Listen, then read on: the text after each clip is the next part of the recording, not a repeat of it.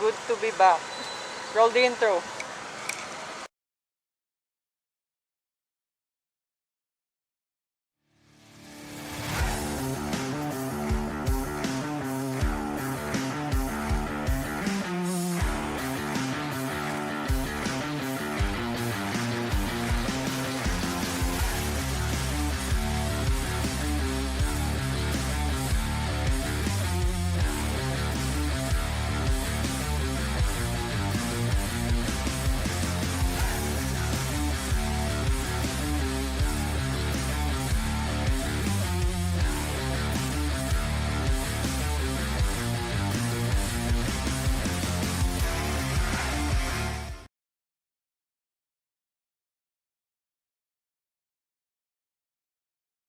So hello guys, welcome back to my channel. This was a sudden review of BMW and it's so good to be back reviewing for BMW Auto Alley. I want to say thank you to Sir Rafael. He's busy at the moment. So basically this is exactly the same as the BMW 218i Gran Coupe Sport. I hope I said that right. Same engine, same power, same torque, same interior. But I don't remember having the striped seats. I'll just correct myself. And unlike in the BMW 2 Series, this is a hatchback. It's not frameless windows. And that's not bad. And you still have the window kink here. So as I said, same interior. I like these gauges, the semi-mixed analog and digital gauges. I like it. Yeah, and same infotainment, the same size support, cup holders, the 12-volt socket. I won't joke with that if you remember. Yeah, your pad for your phone. Your central armrest. Visors don't, I remember they don't pass. Yep, they don't pass. So unlike in the 2 Series, this is where it gets different in the hatchback. Here. Okay, you still have the fantastic legroom. I am sorry, this is the first time I've ever gone in shorts because I did not expect to be vlogging today. You have net pockets here, feet room, leg room.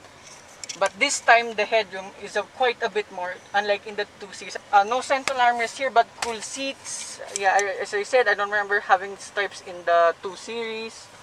Isofix points here. So sorry if I don't mention the Isofix in some of my car reviews because sometimes they're so well hidden. But at least I showed the spec sheets, which they are present. You still have the aircon vents here, the two USB-C ports actually. You have a transmission tunnel here. It's quite tall, but it's not too bad. Yeah, so sitting here in the middle. So headroom here is it's alright. It's not as bad as the 218i. You have speakers here, cool pattern here, chrome on the door as well. So that's about it. Let's go to the back. So this is where it gets different. Since this is a hatchback, you have your reverse camera here. Opener up.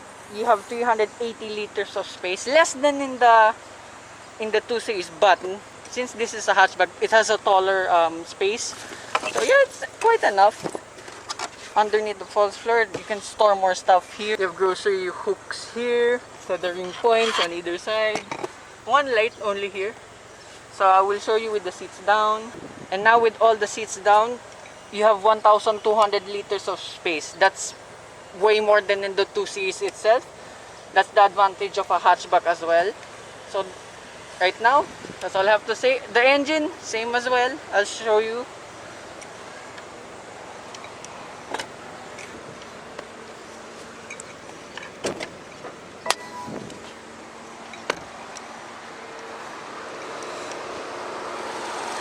So open up the engine. So it's the same in the 2 Series. It's a 1.5 liter 3-cylinder twin-scroll turbo with 140 horsepower and 220 Newton meters of torque.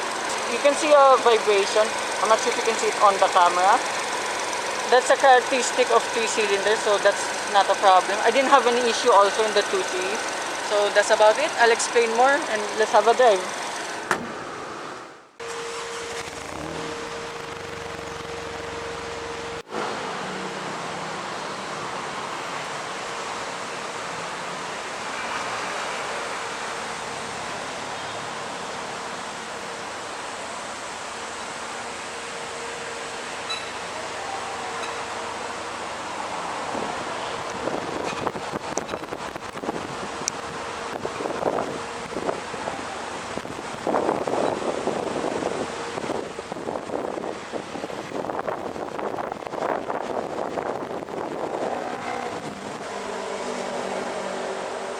So I'm here right now inside of the 2021 BMW 1 Series, 118i Sport to be precise.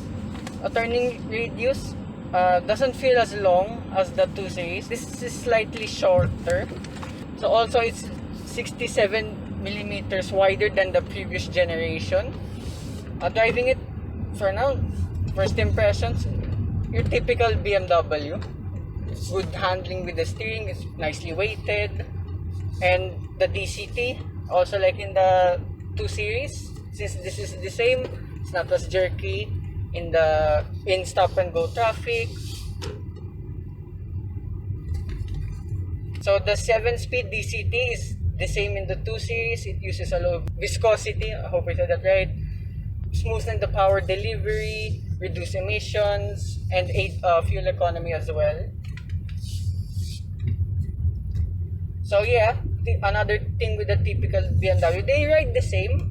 You can feel the ride is firm, but it's not as bad as you think. It's still comfortable. Okay, in rough surfaces, I didn't mention this in all of my BMW reviews. There's road noise on uneven surfaces only. I think you heard that, I think. So road noise is present, but not too bad.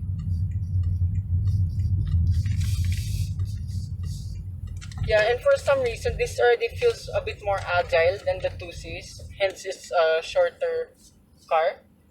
Okay, you still also have the same modes, Sport, Comfort, and Eco Pro. I'll just leave it on Sport the whole time. There, that's the road noise. Oh, this is on an uneven surface only. Then on a smooth pavement, there, it vanishes. I will put in manual mode. I just want to test something out.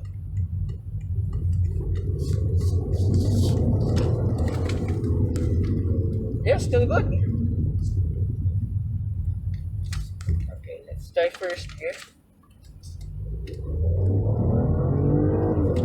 Okay, I'm in manual mode. It's still automatically upshifted in the red line. And this also has pumped-in audio for the engine sound. But it's not too bad. It's not too obvious, but it still gives a nice sound in the speakers. So handling's still great, typical BMW. This is quite emotional for me driving this car because this is actually my dad's dream car. He's a fan of the previous 2 generations of 1 Series. I know he will definitely like this one. So yeah, maybe one day you can buy this car. So turning radius, dead easy. It's a short car. So this is the same U-turn I did in the 5 Series. Okay, this is where this car gets tiny bit controversial. It's the looks of the car that everyone's been debating on. For me, I quite like it. Of course, I prefer the older generations, but this has that big kidney grille. I don't mind it. I like it.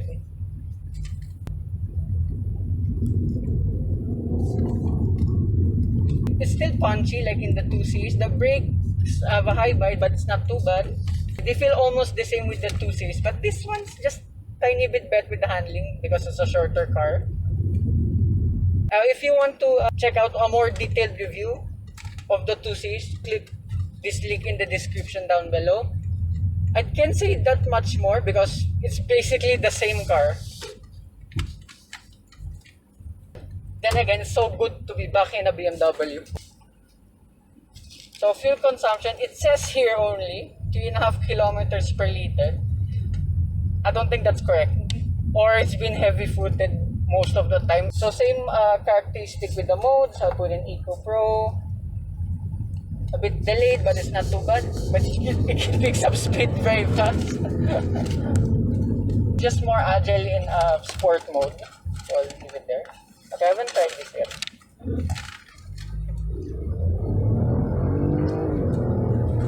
So not bad, still great car to drive. Just my only gripe with this car, the paddles. That's it. That's just only my thing. Yeah, what an honor to drive my dad's dream car, finally. That's all I can say for now. Hope you guys like and subscribe, and I'll see you with more future car reviews. Bye-bye. That's a wrap.